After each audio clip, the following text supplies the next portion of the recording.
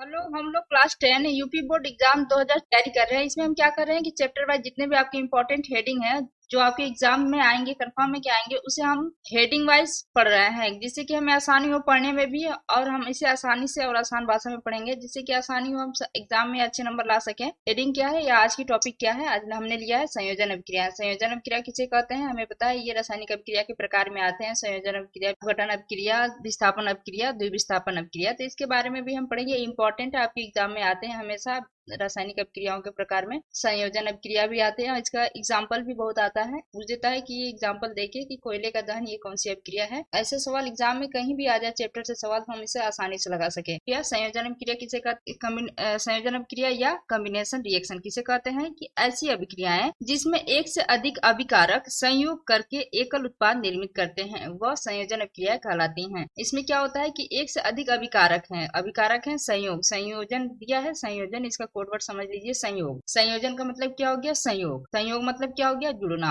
योग मतलब क्या होता है? जुड़ना होता है। मान लीजिए योग मतलब जुड़ना, तो इससे आप याद कर सकते हैं संयोजन मतलब संयोग, संयोग मतलब योग, योग मतलब जुड़ना। तो यही कह रहा है कि इसमें एक से अधिक अभिकारक संयोग करके एक एकल उत्पाद निर्मित करते हैं, वो संयोजन अभिक्रिया कहलाती हैं। या इसे ऐसे भी लिख सकते हैं कि संयोजन अभिक्रिया में दो या दो से अधिक पदार्थ या तत्व या यौगिक, कुछ भी आप लिख सकते हैं, ये सरलता से संयोग करके एक नया पदार्थ बनाते हैं। उदाहरण से हम इसे समझ लेते हैं, जैसे कि कोयला है, कोयला का दहन। कोयला अगर आपने लिया, कोयला को दहन किया, मतलब मान लीजिए उसको आग जलाया, तो आग का पकड़ता है ऑक्सीजन की उपस्थिति में ही। तो वही दिया है कि यह कार्बन हमने लिख दिया, कार्बन, और ये कोयला है, कार्बन प्लस ऑक्सीजन की उपस्थिति में उसका दहन हुआ। तो कार्बन जो है वो ऑक्सीजन से अभिक्रिया करके क्या बना दिया? Carbon dioxide. मतलब ये दो अभिकारक है, एक कार्बन हुआ, एक ऑक्सीजन। क्या हुआ? दो अभिकारक है। दो अभिकारक का मतलब क्या हुआ? एक से अधिक। तो यहाँ पे देखिए लिखा है एक से अधिक, या आप लिख सकते हैं दो या दो से अधिक, कुछ भी आप लिख सकते हैं। एक से अधिक मतलब कि कार्बन एक अभिकारक और एक ऑक्सीजन, मतलब दो अभिकारक हो गए। तो ये क्या है? यहाँ पे दो अभिकारक है, ये संयोग करके क्या बना रहे हैं? उत्पाद बना रहे हैं। एक से अधिक अभिकारक बना मिलकर क्या बना रहे हैं? एक उत्पाद बना रहे हैं। एक से अधिक